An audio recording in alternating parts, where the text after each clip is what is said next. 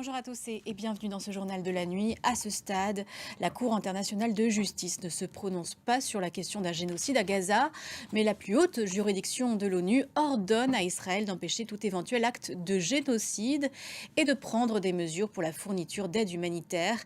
Décision contraignante, le tribunal n'a pourtant aucun moyen de les faire appliquer. Décryptage de David Gilberg. On continue de parler de l'ONU puisque l'un de ses organes, l'UNRWA, l'Agence pour les réfugiés palestiniens, est touché par un scandale. Certains de ses membres auraient été impliqués dans les attaques du 7 octobre. Les autorités israéliennes ont fourni des informations en la matière. C'est ce que nous explique Ludovic de Foucault depuis Jérusalem. On reparle d'un accord de trêve à Gaza et de libération d'otages. Une réunion est prévue entre Israël, l'Égypte, le Qatar et la CIA. Elle se tiendra à Paris dans les tout prochains jours.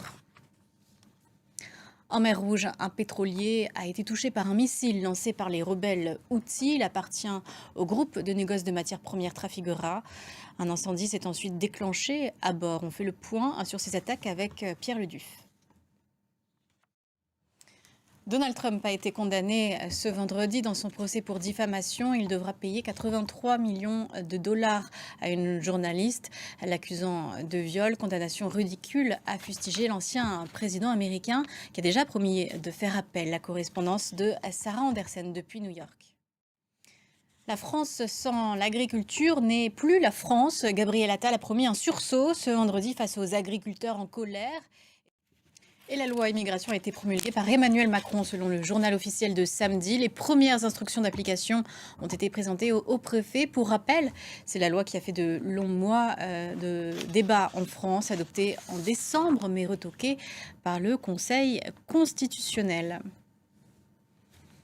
Et le président de la République qui est, lui, de voyage en Inde, pays important pour la France qui espère vendre ses centrales nucléaires ou ses avions militaires.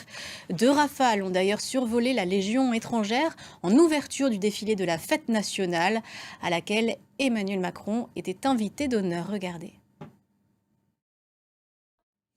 C'est une chaleur hivernale qui sévit en ce moment. Le sud de l'Europe et la côte méditerranéenne connaissent des records de température pour la saison et manque de pluie. La situation pourrait vite devenir critique en Catalogne. Les précisions de Rebecca Martin. Fin de ce journal, prochaine édition dans une quinzaine de minutes.